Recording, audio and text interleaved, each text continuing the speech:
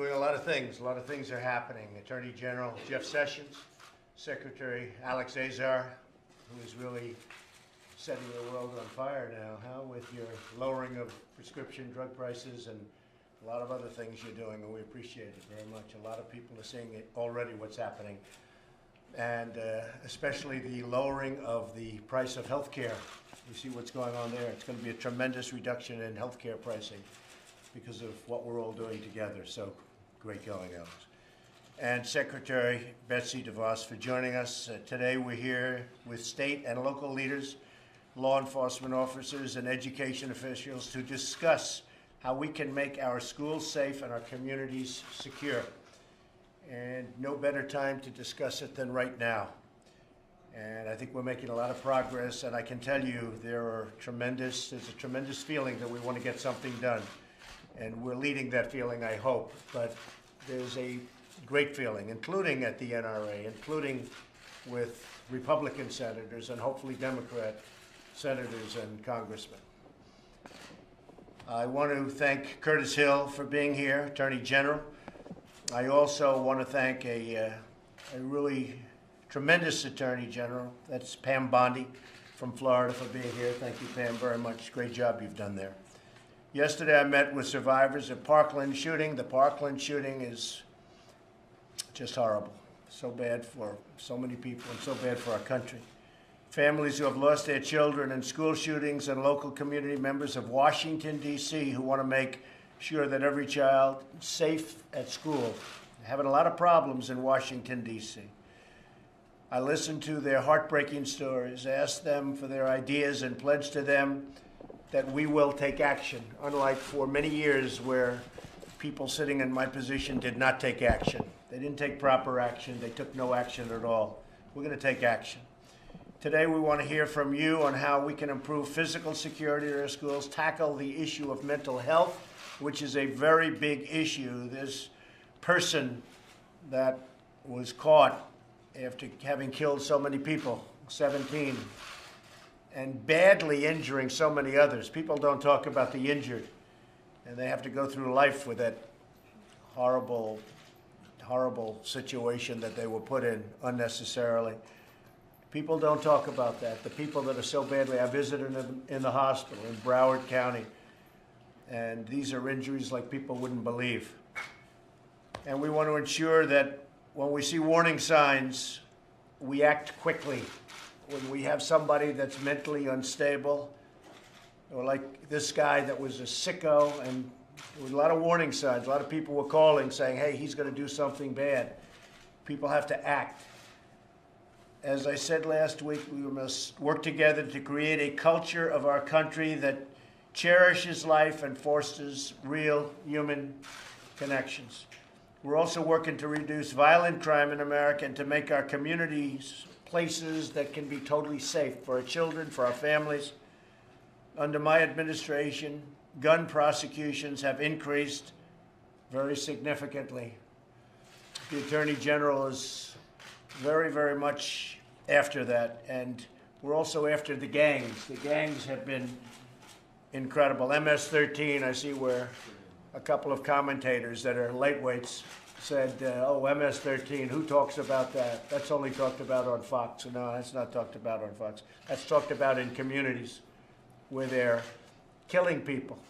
Not necessarily with guns, because that's not painful enough. This is what they think. They want to do it more painfully, and they want to do it slowly. So they cut them up with knives. They don't use guns, they use knives, because they want it to be a long, painful death to people that had no idea this was coming. And we're getting them out by the thousands, putting them in jail, and we're getting them out by the thousands. And our people from ICE and our Border Patrol people are much tougher than they are. That's the only thing they understand, by the way, is toughness. They don't understand niceness. They understand toughness. And our people are much tougher. They go in there, they grab them by the neck. There's no games being played. And I let them know that's what we want. We need tougher people than they are. And our people are a lot tougher than they are. So we're working on getting violent offenders off the streets and guns out of the hands of the dangerous criminals. There's nothing more important than protecting our children. We had a really incredible meeting yesterday with some of the families that have suffered so gravely in different places, not only in Florida. As you know, Columbine, and it was a very sad situation. But I will tell you, background checks, I've called many senators last night, many congressmen, and Jeff and Pam and everybody in this room. I can tell you, Curtis, they're into doing background checks that they wouldn't be thinking about maybe 2 weeks ago. We're going to do strong background checks. We're going to work on getting the age up to 21 instead of 18. We're getting rid of the bump stocks, and we're going to be focusing very strongly on mental health, because here's a case of mental health. Part of the problem is we used to have mental institutions, and I said this yesterday. We had a mental institution where you take a sicko like this guy. He was a sick guy, so many signs, and you'd bring him to a mental health institution. Those institutions are largely closed because communities didn't want them. Communities didn't want to spend the money for them. So you don't have any intermediate ground. You can't put him in jail because he hadn't done anything yet, but you know he's going to do something. So we're going to be talking seriously about opening mental health institutions again. In some cases, reopening. I can tell you in New York, the governors in New York did a very, very bad thing when they closed our mental institutions, so many of them. You have these people living on the streets, and I can say that in many cases throughout the country, they're very dangerous. They shouldn't be there.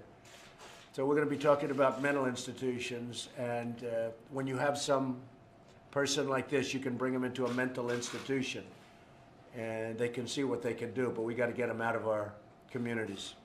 So with that being said, I'd like to ask the very talented people around this table to just introduce themselves quickly and say a few words, and maybe we can start off with Pam Bondi. Pam, Thanks, President. thank you. I'm Pam Bondi, Attorney General of Florida, and Mayor, thank you. I know you're going through a lot now. President, she was there that night with me. I think you were there with me until 3:30 in the morning when all these families were being notified, and it was horrific. So I know you've been through a lot, so thank you so much. Great job.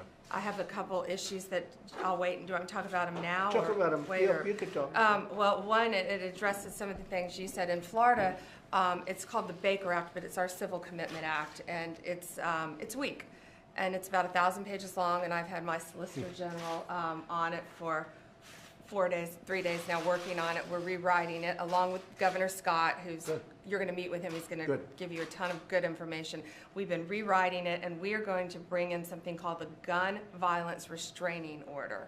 So if someone is civilly committed, and typically you can hold them for up to 72 hours, but people are getting out within 24 hours, the majority of them. So what we want to do is let law enforcement come in and take the guns. Good. They're a danger to themselves Which you can't or do right others. now.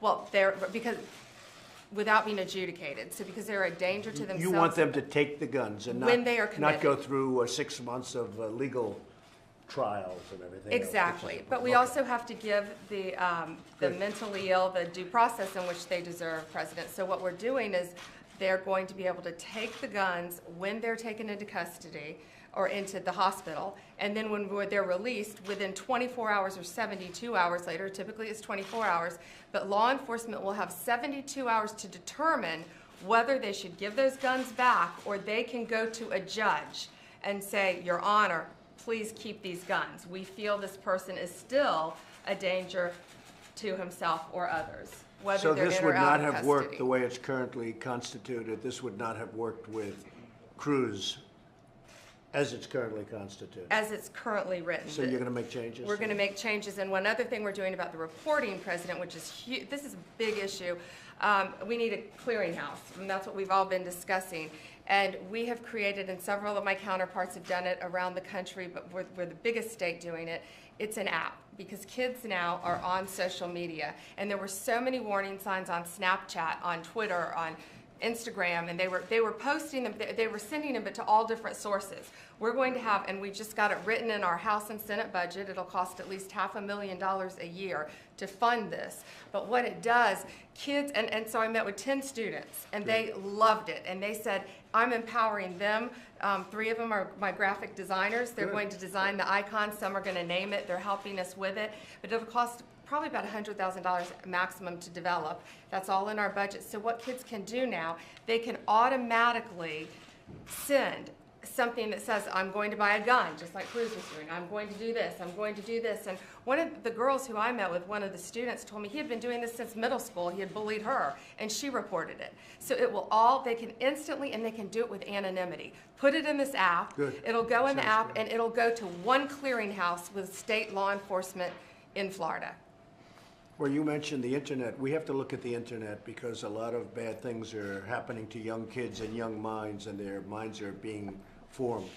And we have to do something about maybe what they're seeing and how they're seeing it. And also video games. I'm hearing more and more people say the level of violence on video games is really shaping young people's thoughts. And then you go the further step, and that's the movies. You see these movies, they're so violent, and yet a kid is able to see the movie if sex isn't involved, but killing is involved, and maybe they have to put a rating system for that. And you know, you get into a whole very complicated, very big deal. But the fact is that you are having movies come out that are so violent with the killing and everything else that maybe that's another thing we're going to have to discuss. And a lot of people are saying it. You have these movies today where you can go and have a child see the movie, and yet it's so violent and so disgusting. So we may have to talk about that also. Well, thank you very much, ma'am. Thanks, President. Thank you very much, Jeff. Right. Well, it's, Mr. President, my school teacher wife watched your meeting yesterday. She was very moved by it and shared, I think it has touched people all over the country. I Thank you. salute you Thank for you. that. Thank you. And I won't talk now, others have got things they'll say. I would say that we believe we can do better. We believe that some of the things that Attorney General Bondi is can work. We've done a lot of research in this country over the last several years. We need to go back and act on it. It's one thing to research, as you indicated, another thing to do something about it. Act. And we think we can help you develop the kind of policies that will make America safer. Good, thank you. And you're doing a great job with the gangs. The gangs are such a problem. You know, we talk about child safety. The kids walk home and they meet one of these gangs, and these are absolute animals. These aren't human beings. These are animals. And it's the torture, the level of torture. In this country, who would ever believe a thing like this could happen? But we're literally getting MS-13 out by the thousands. But they come in. These are smart. They're smart. They actually have franchises going to Los Angeles. We're getting no help from the state of California. I mean, frankly, if I wanted to pull our people from California, you would have a crime nest like you've never seen in California. All I'd have to do is say, ICE and Border Patrol, let California alone. You'd be inundated. You would see crime like nobody's ever seen crime in this country. And yet we get no help from the state of California. They are doing a lousy management job. They have the highest taxes in the nation. And they don't know what's happening out there. Frankly, it's a disgrace. The sanctuary city situation, the protection of these horrible criminals, you know, because you're working on it. And the protection of these horrible criminals in California and other places, but in California, that if we ever pulled our ICE out, if we ever said, hey, let California alone, let them figure it out for themselves, in 2 months they'd be begging for us to come back. They would be begging. And you know what? I'm thinking about doing it. Yes, sir, go ahead. Yes, sir. Charles McDonald, Mr. President, it's a pleasure to be here. I thank you from the bottom of my heart for your support, certainly for all the sheriffs of North Carolina, if not all of law enforcement. Well, Congressman Meadows is a big fan of yours, that I can tell you. You know who I'm talking about, right? Thank you, sir. He's a good man. I've been very impressed, Mr. President, with a lot of the ideas I've heard just since before you came in, actually, and I do think mental health is a serious issue. It's affecting us across the nation. I know it is in North Carolina. I appreciate your courage, sir, to talk about the fact that I do think there is a place for properly trained people in certain areas as well. I think multi-layered, like an onion, security's got a lot of facets, and I believe that you've got certainly the courage and leadership to bring all of this together. I know there's a lot of good ideas out there. I think they all need to be listened to, but it's going to take a lot of courage on the part of leaders, I think, in this nation to bring the community together to help them do the things that they really want to do in their heart, but maybe haven't had the courage to do yet. Thank you, sir. Thank you, Sheriff. It's going to take a lot of political courage, you're right. Yes, sir. A lot of political courage. Some of it won't be politically correct, but time for political correctness is over. We have to get this problem solved. So you're right about that. Thank you, Sheriff. Yes, Rick. Mr. President, Rick Sanders, Commissioner of the Kentucky State Police, and much like Florida, we went through this last month. We had a school shooting at Marshall County High School. And, you know, we're going to hear a lot about what we can do in the future to help protect our children. What I'm concerned with is what are we going to do now to protect our children? And there's going to be a lot of debate, but I applaud you, sir, for having the courage to bring together law enforcement, mental health professionals, and educators all sitting around this table to decide together what we need to do. I'm real curious to hear what Attorney General Bondi continues to do in Florida. I think the gun violence restraining order is critically important. And I also think that we, as law enforcement, we need to create a database in our fusion centers where we can take information that we have on students that may be a threat and put that into a database so that the FBI can share with local law enforcement and state police, and we all have that information that we can act upon. And more importantly, I think there should be something coming out of that we did something with it. And it didn't just lay there, but we took that information and we actually acted on that.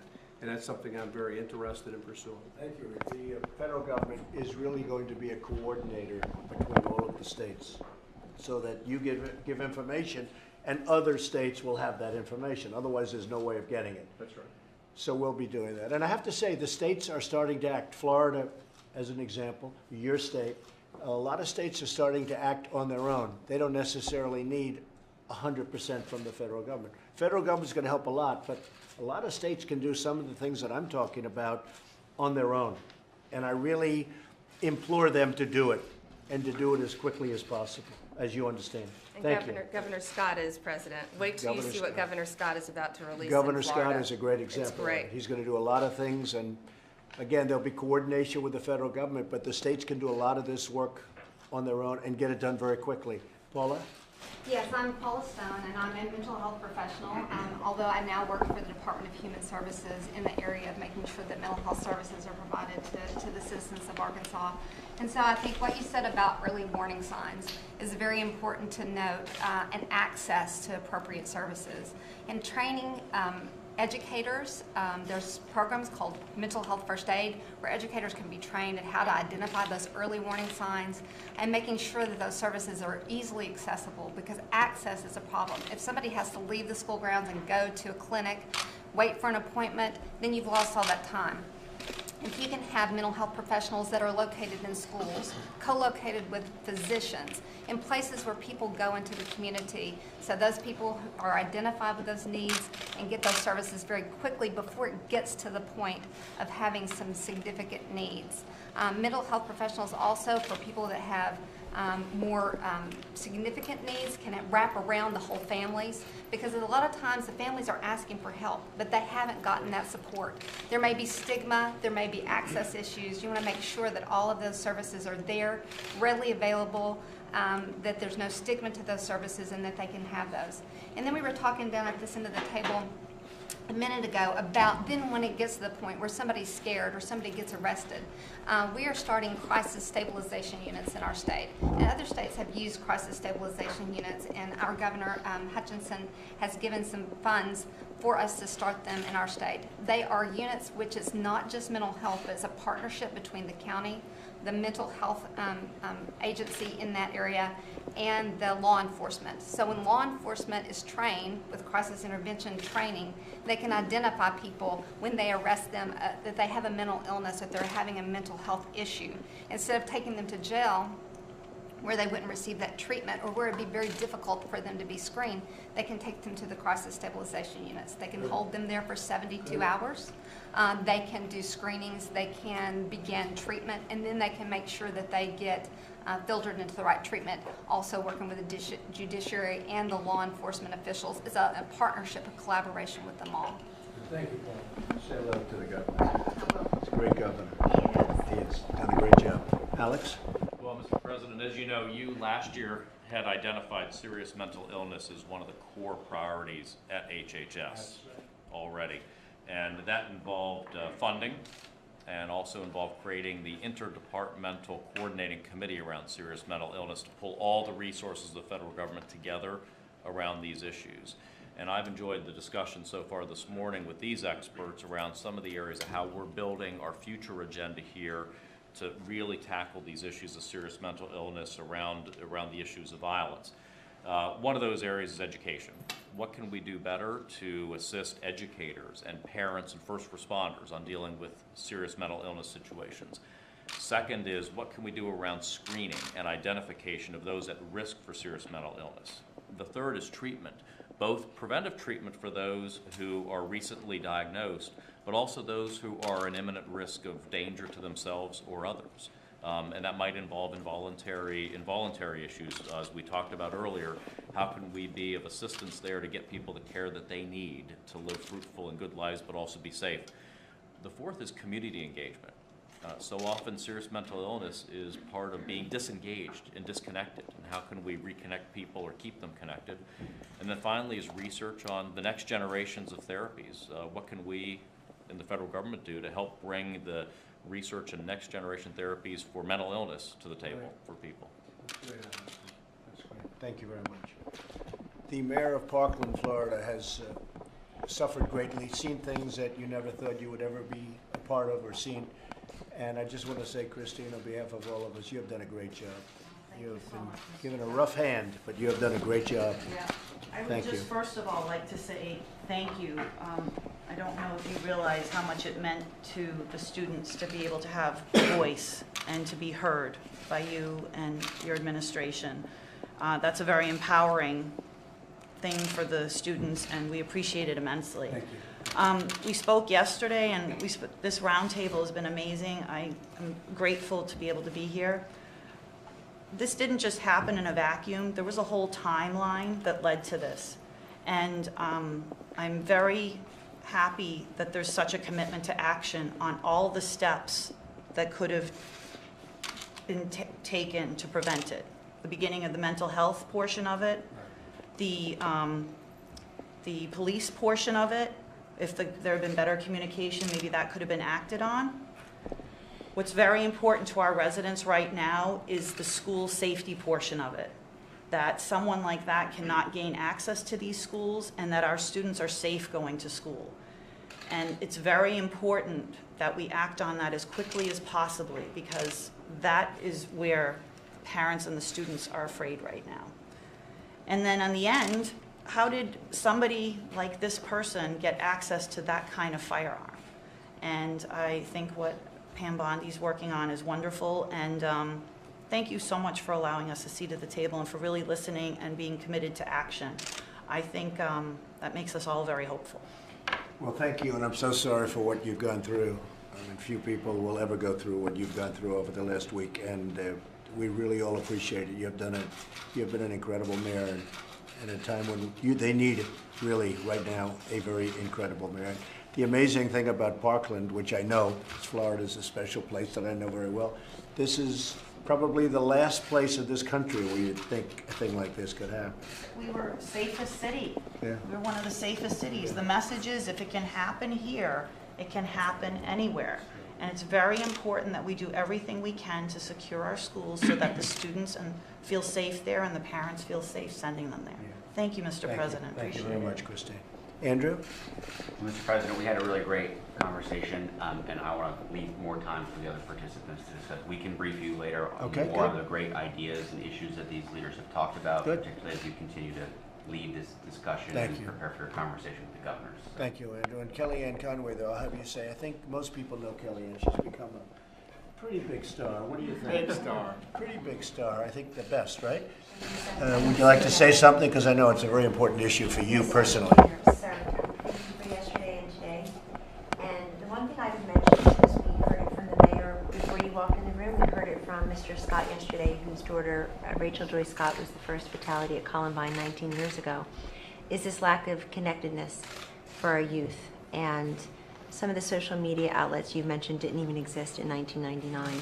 But it is this lack of connectedness, and I think that's a whole other type of stigma and silence that needs to be cured in our society. We all have a role to play there. There's an entire spectrum of actors. We should watch our words and our actions and realize that there are many different causes and symptoms and consequences, obviously. But at the same time, if we're focusing on youth, we need to focus on all youth and the ability for them to feel that they are connected. That is not with respect to any one individual. It's just, I heard it very clearly from Mr. Scott yesterday, very clearly from our mayor, and very clearly from the President of the United States moments ago. Thank you very much for being a leader on this, Mr. President. I think that you have a great opportunity to join with the nation and help them to heal and to move forward in a way that shows not just resilience, but great resolve, and not just talk, but action. And we're very grateful that you're president at this time. Thank you. Thank you very much, Kelly. Patrick. Mr. President, Patrick Neville, Colorado House Minority Leader and also a former Columbine student who was there that day. Thank you for your leadership on this issue. You're absolutely right. I read some of your comments from last night, but we have to find a way to let good people defend our students. We can't let criminals think that this is going to be an easy target for them to enter their schools and injure our students. We have to find a way to harden those targets so that our students aren't sitting ducks. Furthermore, I think that we do have some good programs to model off of. The Safe to Tell program in Colorado has been wildly successful. That's similar to what Pam Bondi was talking about. It can be used not just for school violence actions, but it can also be used for suicidal ideations and other things of that nature. But that's what I think we have to do immediately. But I think we also need to realize, too, it's not just about the guns. My experience is pretty unique in Columbine that there was also 2 propane tanks that were supposed to be a bomb that was going to go off. By the grace of God, that didn't happen. But there are other ways that people can commit these atrocious acts. So I appreciate your approach on this by listening before just reacting. Well, I appreciate what you're saying, and I've watched you and read about you, and you have a great story where you came from, and you're doing so fantastically well right now. But I happen to agree with you. We have to harden our schools, not soften them up. A gun-free zone to a killer or somebody that wants to be a killer, that's like going in for the ice cream. That's like, here I am, take me. We have to get smart on gun-free zones. When they see it says, this is a gun-free zone, that means that nobody has a gun except them. Nobody's going to be shooting bullets in the other direction. And they see that as such a beautiful target. They live for gun-free zones. And, I mean, frankly, you have teachers that are Marines for 20 years and they retire, they become a teacher, and they're Army, Navy, Air Force, they're Coast Guard, they're people that have won shooting contests, and they're for whatever. This is what they do. They know guns, they understand guns. And I frankly have been reading a lot about it, and I think when you allow a person who's been in the Marines for 20 years, who's done nothing but handle guns and handle them safely and well, because you can't just give a teacher a gun. One of the fake news networks, CNN last night, was saying, I want teachers to have guns. I don't want teachers to have guns. I want certain highly adept people that understand weaponry, guns, if they really have that aptitude, because not everybody has an aptitude for a gun. But if they have the aptitude, I think a concealed permit for having teachers and letting people know that there are people in the building with guns, you won't have, in my opinion, you won't have these shootings, because these people are cowards. They're not going to walk into a school if 20% of the teachers have guns. It may be 10% or maybe 40%. And what I'd recommend doing is the people that do carry, we give them a bonus. We give them a little bit of a bonus. Frankly, they'd feel more comfortable having the gun anyway, but you give them a little bit of a bonus. So practically for free, you have now made the school into a hardened target. For instance, if the coaches, who I guarantee had plenty of experience with weapons, if they had guns, you need a hard, because no matter what you do to keep them gun-free, they'll be able to get in there and they'll crawl through the back of a window or something. And you're going to have everybody again without any protection. So I know where you stand on it. You want a hardened school. And I want a hardened school too. I want to know that if they get in there, they're not going to be alone, because it's going to take 10 minutes for the police to get there. The police do an incredible job in getting there. I guess it averages about 8 minutes, but the shootings average 3 minutes, and that's tremendous destruction and death. So I would like to see true people with great talent at guns and being adept at guns, of which there's only a percentage of people. But whatever that percentage may be, it's a substantial number. Because you can't hire enough security guards. You can't hire, I mean, the school, your school as an example, Christine, you'd need 100, 150 security guards. That is a very big school with a tremendous floor area. You can't have that many. Who wants that many security guards standing all over the place, loaded up with guns? But you could have concealed on the teachers. They wouldn't know the people. Nobody would know who they are. And it is a tremendous threat. And by the way, instead of advertising, this school has no guns, we are gun-free, you let the people know the opposite. Nobody's going to attack that school, believe me, because they're cowards. They don't want to be shot at, and they're going to be shot at. So not everybody agrees with us. I know how you stand, and a lot of people do agree with us.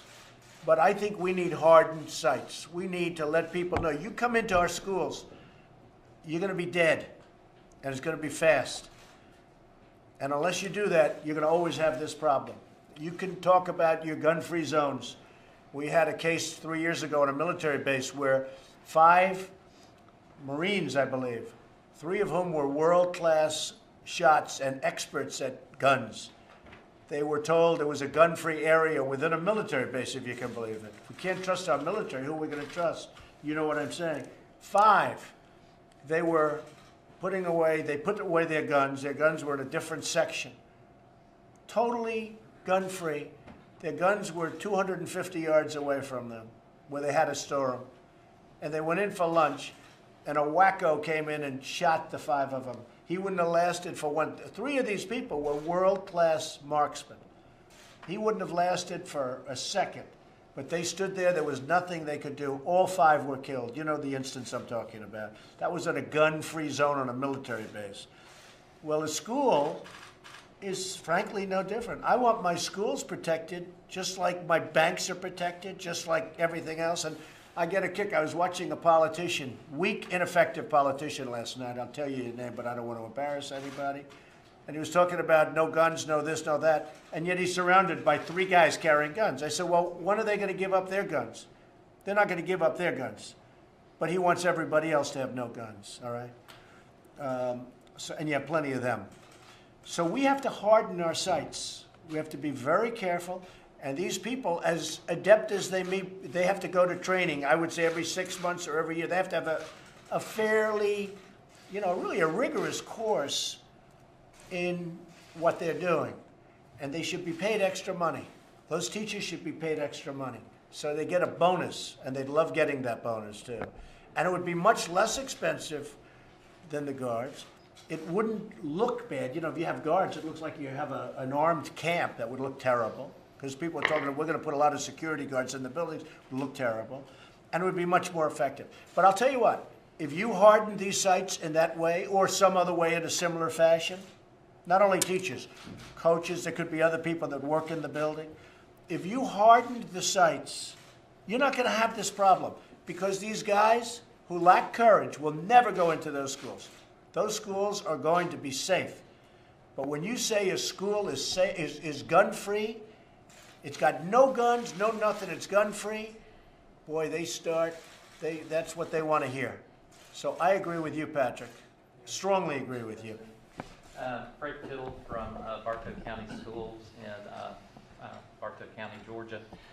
First, so my mom doesn't whoop me, thank you for March 29th for the veteran. She's a Vietnam widow, and my uncle's a wounded veteran, former police chief in Bossier City.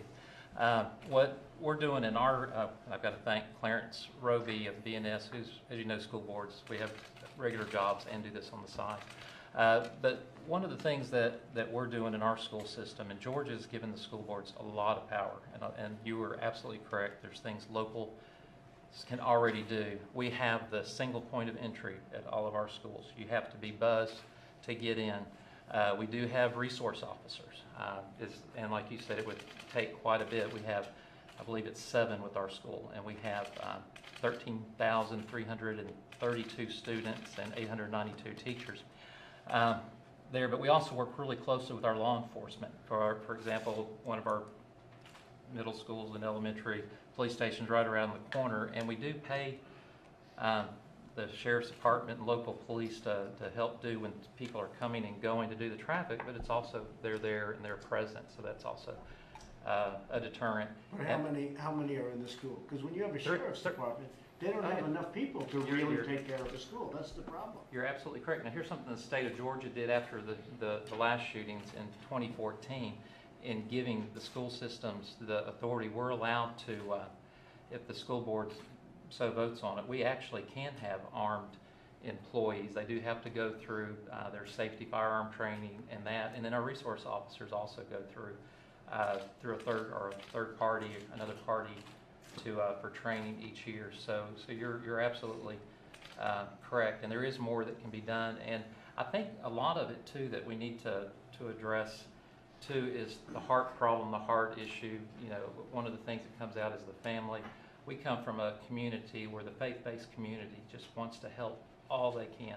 When the tornadoes hit Adairsville, FEMA thought they were going to be there a long time, very short. People volunteered, came out with chainsaws right when it happened, and they had to send them back because they had to get the power and gas and all that. But when you're allowed to have the faith-based, it does a lot. Right now, they're trying to figure out how to help us in all kinds of ways, but because of this separation of church and state that was never intended.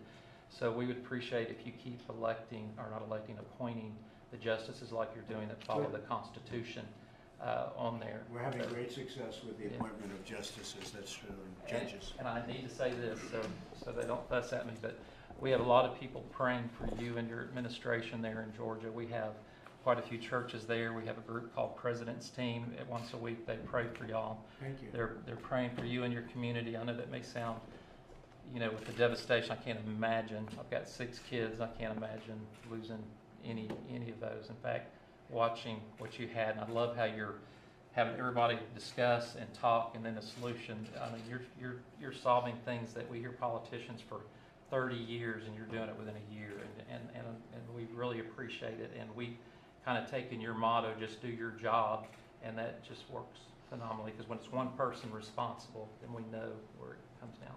Well, I We want the appreciate it. politicians to watch, like yesterday, very importantly. They watched, and a lot of them saw that, and they saw the devastation that's caused. And, you know, some of them maybe don't know if they don't get to see. I mean, I was with those families, and those families are devastated. And I want the politicians to see that, because they have to pass legislation. They have to do things. And I'm the biggest believer of the Second Amendment that there is, okay? I am the biggest. But I'll tell you what, I spoke with the NRA at the top people, and they gave me tremendous support, and tremendous. I think I had their earliest, I was probably the earliest one, Kellyanne, from what I hear, ever. You know, they endorsed me at the absolute earliest point that you could, and so I'm a believer. But I spoke to them, and they're ready to do things. They want to do things. You know, they're good people. They're patriots. They love this country. But the NRA is ready to do things. And, you know, people like to blame them, and they do have power and all of that, but they want to do, they actually came up with certain of the rules and regulations that we have now. But we're going to have to toughen, I told them, I said, we're going to have to toughen them up, because it doesn't make anybody look good. And most importantly, I saw the devastation of these families. We can't allow that to happen. But again, we need a hardened school. But we want to harden it without having everybody standing there with a rifle. I don't want that either, because that's no good. That sets a lot of bad signals. Like, as an example, I'm watching John Kelly, General John Kelly. So he's a 4-star Marine. He's a tough cookie. If he was a teacher, man, I wouldn't mind having him have a gun, because I guarantee he can use it better than anybody. There's no security guard you're going to hire that's going to handle a gun better than him. So if he's a teacher, and if other friends of his from the Marine, if they're teaching, or other people like that, I want them to have a gun. But more importantly, almost more importantly, nobody's going to attack that school.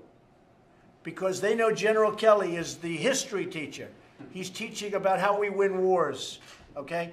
And he's got a concealed weapon, but they're going to know he's got a concealed because we tell them that the bullets are going to be flying in the other direction. You're not going to have these attacks if you do that. If you're going to continue with this nonsense about a gun-free zone, gun-free, it sounds so good. It's like, it sounds so great. It is such a target for the killer. They look for gun-free zones because, believe it or not, they don't want to get killed. And we are a soft target, you know, so are movie theaters and that. Well, look at the guy in Florida. He tried to escape with the other, right? He had a great policeman caught him in a different community. Right. But he actually escaped. He didn't want to get shot. If he would have known that he was going to be shot, because he's a coward. But he tried to escape. He did actually escape. They had a great policeman in a different community found him. So that's what we need. One of our board members did ask me to ask you how we're looking at all these solutions, and we all know the kids are precious and we need to do whatever we need to do. But at the same time, one of the things that hurts our systems a lot is when we come up with these unfunded mandates, we'll suddenly have something that, you know, that we have to do and we don't necessarily have the money. So if it is something on the federal level, we would like to make sure that it's funded because we've already had to go to a different block schedule. It cost us 30 teachers and, you know, we don't want to. You know, this isn't so much about funding. This is more about common sense. I mean, the money we're talking about, I mean, what I'm talking about is going to save money. Everybody that agrees on a hard time, they're all talking about having 50 security guards standing all over the school, which is, you know, going to be very not nice for the students. I'm talking about something where they're there anyway, where they get a little extra money because they happen to carry, where they go for training every year. I mean, we're talking about rules and regulations for purchasing. We're talking about changing an age from 18 to 21. I mean, so they buy a revolver, a handgun, they buy at the age of 21. And yet, these other weapons that we talk about, that some people don't like, they're allowed to buy them at 18. So how does that make sense? How does that make sense? So I say that it should all be at 21. But we're not really talking about money. We're talking about common sense. And it's a great thing. And the NRA will back it. I really feel very confident. The NRA will back it, and so will Congress, and so will the Senate. We like to not focus on the physical tool. You're also focusing on like mental illness and other issues and family. No, focus on mental illness. You got to focus on mental illness. It's a big factor. But in addition to mental illness, we have to harden our schools. We have to make sure, in a way that doesn't look like they're hardened. But we have to let the bad guy know that they are hardened. There's not going to be no, we don't want to have a secret. Say, you come in here, you're not going to last long. You do that, you're not going to have a problem. Betsy, thank you. Thank you, Mr. President. Thank you so much for your leadership on this. The session yesterday was difficult and very moving, but very important. I really appreciate our focus on both protection, but also on prevention. And I think particularly about this issue of connectedness. And I think of all of our teachers and what tools can we give them, what practices that they can do daily, weekly, bi-weekly. I heard a great story about a teacher following Columbine who now every 2 weeks asks her students to make a list of 5 students that they'd like to sit by next week and 5 students who might like to sit by them. And by this simple act, regularly done, she is able to detect a pattern if there's a child that is on the outside. And this is a simple practice that can be implemented tomorrow, today. So I just really, my heart goes to the teachers who in some cases feel powerless, but I think we can help them and empower them with tools to notice these things. Thanks, Betsy. Yes, Mr. President. Pam? Mr. President, I'm Pam Stewart. I'm the Commissioner of Education for the great state of Florida. Right. And it was a terrible tragedy. I appreciate so much your willingness to visit the victims and their families and to hear from students and parents yesterday, as well as convening this group today. Thank you. Thank you. The governor of Florida, Rick Scott, as you know, was in Parkland and has spent a great deal of time there. He also asked that we convene 3 roundtables, which we did on Tuesday, one on public safety, one on mental health, and one on school safety. I moderated the one on school safety. We discussed mental health. We discussed the policies and practices that need to be in place. We discussed the hardening of the building. And so many of the issues that have been brought up came up when we talked. Secretary DeVos has just mentioned one of those, which is what we would call Tier 1 social emotional issues, where that needs to be a practice where we are helping students feel connected so that we don't reach that point of Tier 3 or Tier 4 where we've got to have the mental health services to intervene on individuals like that individual. Practices being in place, we are required to have a fire drill in schools once a month. We are not required to have active shooter drills. And so a practice like that, where you put something like that into place in our... But active shooter drills is a very negative thing. I'll be honest with you. I mean, if I'm a child and I'm 10 years old and they say, we're gonna have an active shooter drill, I say, what's that? Well, people may come in and shoot you. I think that's a very negative thing to be talking about, to be honest with you. I don't like it. I'd much rather have a hardened school. I don't like it. I wouldn't want to tell my son that you're going to participate in an active shooter drill.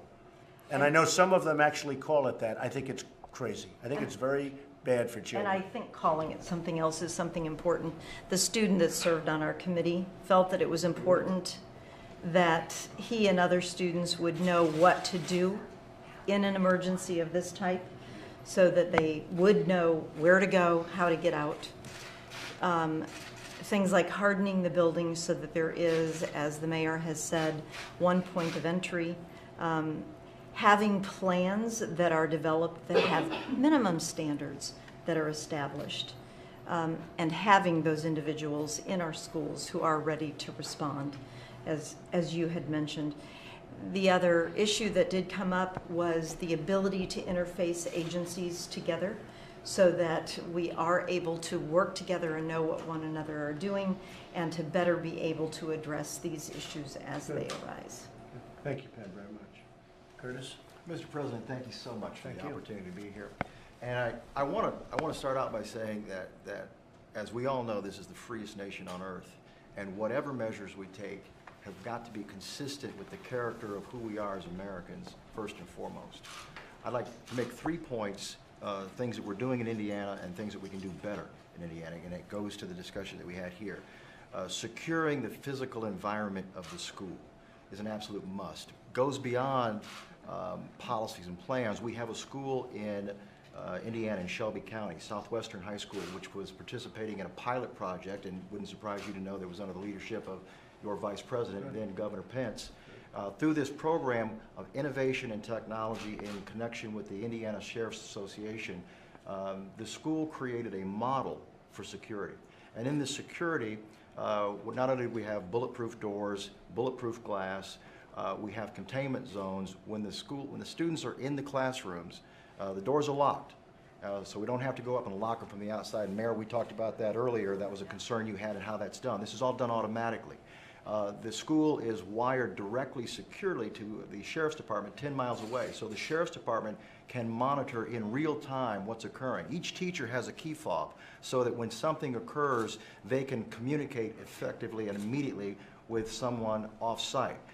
And the most Do you have anybody inside with a gun that can take on the man that's right outside the door? That, by the way, can shoot right through the steel doors as they did in your school? Well, those bullets went right through those steel doors like they were butter. That's a part of what's necessary. But I can tell you this: what else they have are countermeasures.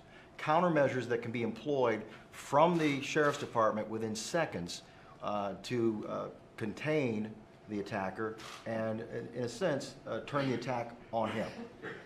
That's a critical piece. I would invite you to come to Shelby County and I see just don't this. know what that means, honestly. I don't know what that means.